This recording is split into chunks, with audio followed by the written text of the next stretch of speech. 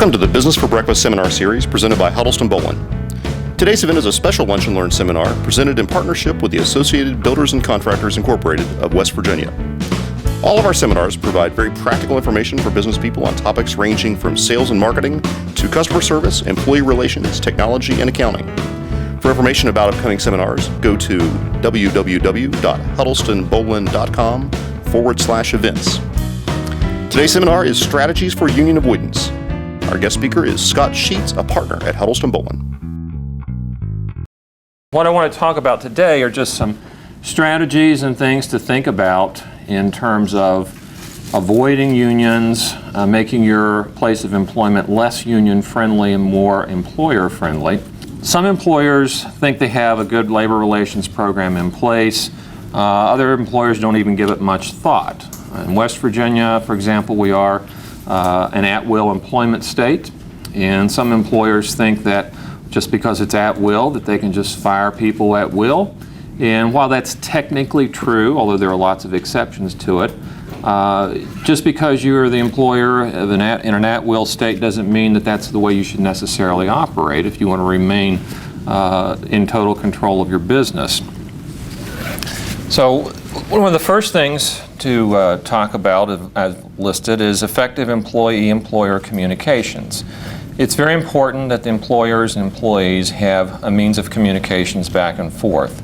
That can take various forms. It can be just informal conversations between supervisors and employees. It can be formal meetings, company-wide meetings that are held ever so often where the managers and supervisors give speeches. It can be bulletin board postings, company newsletters, things of that nature, but a means of conveying to employees what's going on with your business. Now, it doesn't mean you have to give them every detail of your business. You don't have to tell them, well, we're planning to take over this company next week or whatever, but it is a means by which you keep the employees informed and make them feel like they're part of the family, if you will. And that's one of the key functions of a good labor relations program, is making the employees feel, believe, and actually become part of the family. And the family means that the employees are going to provide a good service for you, and in return you're going to give them fair compensation and benefits. And the number one thing that you need to be talking about with your employees are the benefits that you're providing them. A lot of employees don't realize what benefits cost.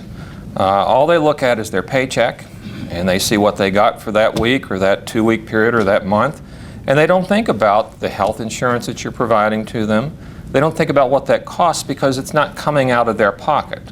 They don't think about the retirement. If you have a retirement program whereby you're putting money into a retirement account of some sort, a 401k or whatever, for the employees, they don't think about that either. All they're looking at is the paycheck amount. So you need to remind them, and not in a, look at all we do for you and how ungrateful you are manner, but in a constructive, informative manner that your compensation is composed of more than just the paycheck that you receive. You also need to communicate the personnel procedures that you have. Make sure that they know that if there's a problem, how it's to be addressed. If there's a complaint, how it's to be addressed. You want them to be aware that you're going to implement these policies in a fair manner. Changes in company rules or policies, if you're going to have a change in the way you conduct some sort of your business that affects the employees, make sure they're aware of that. Communicate that to them either in an email, posting, meeting. Company news in general.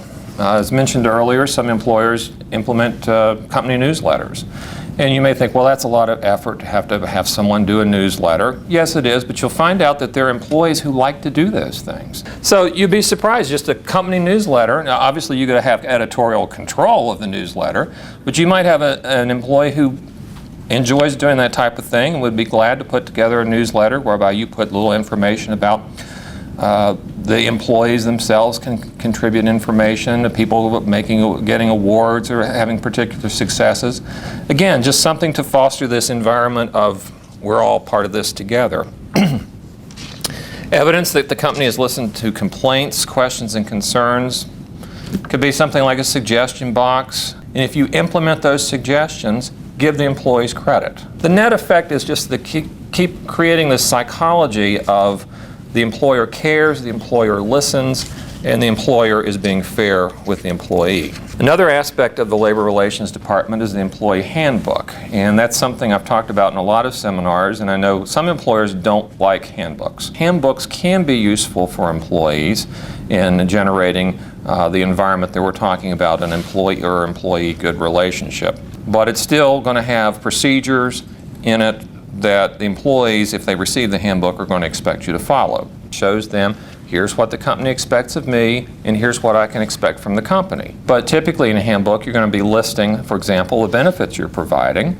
You know, we provide a retirement program, we provide health insurance, we provide you with X number of vacation days or sick days, depending on your years of service. A written grievance procedure.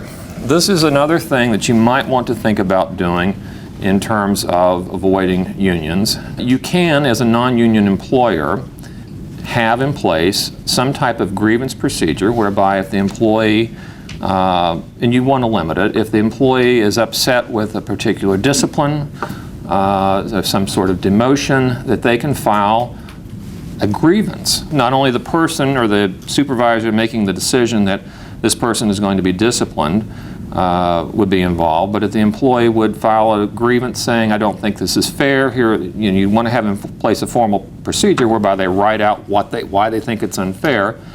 You have a means of whereby it's reviewed by another set of management, somebody on up. It goes back to the fairness aspect. Employees want to be treated fairly. They want to feel like they've had due process.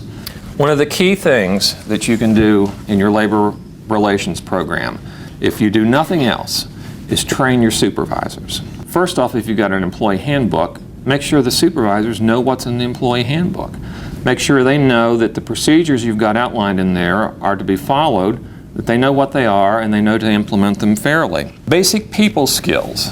This is another key thing for supervisors to be trained in. A lot of times you have supervisors who are very good at their jobs. They understand the process. They're in charge of an assembly line. They've worked as just an assembly worker. Now they've been made a supervisor because they've been there 10 years and they know exactly how this works.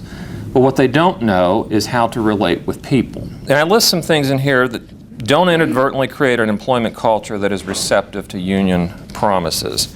And these are just some things to think about in terms of your own place of employment. Are these factors present? And if they're present, then you need to be a little heightened in your concern about possible union, because these are things that build into employee discontent. Have you implemented pay cuts, reduced benefits, such as changing your health insurance, decreasing retirement benefits, decreasing vacation days, sick days? Those, again, are factors that can create this discontent with employees and make them receptive to the little union voices out there saying, you know, if you had a union, this wouldn't be happening. Is there an uptick in absenteeism problems? Again, that's a sign that you've got a problem. If you've got one employee who's constantly absent, okay, that's just a bad apple, possibly. But if you're noticing trends that various departments are showing increased absenteeism, take a look at the supervisors in those departments. See if you've got a problem there. Employee turnover. Are you losing employees? Are your good employees constantly leaving? They're not staying for whatever reason? Maybe your compensation system needs to be examined. Sometimes you can do all the things perfectly. You can have a great labor relations department. You can have company meetings. You can have camaraderie between supervisors and employees. And you still get the union knocking on your door. Are you acquiring a business that was previously unionized? Those employees, if you hire most of them as your employees, are used to having a union, really educate them about the benefits of being union-free that you're offering as an employer. Are your competitors unionized? Is your business succeeding financially while your competitors are not, your unionized competitors are not? Last thing in your labor relations program to think about is just being aware of potential union leaders among your employees. These are people that are going to be very receptive to feelers from unions, or they may even be union organizers themselves. Now, when I say be aware of it, it doesn't mean go out and fire them, because you can get yourself in a lot of trouble for doing that. What you can do, though, is be aware of who these people are, just so you know to the best you can what's going on. Have these meetings, emphasize these benefits, reminding the employees of what you're doing for them. You want to make sure that what you're doing is basically laying out the facts to them without creating unrealistic promises or threats of retribution. Better approach is more the pro-employer approach until you really have to get in a campaign with the union where you've got to tear them down. I mean, it's like a political campaign. They got to find a way to keep the coffers full. And the way they do that is through union dues. And if your union paying members are constantly dropping off, it's not good for the unions financially. Again, I want to thank you all for coming, and I hope that you took something out of this. If you didn't learn anything, at least you got a free lunch. So thanks again for coming.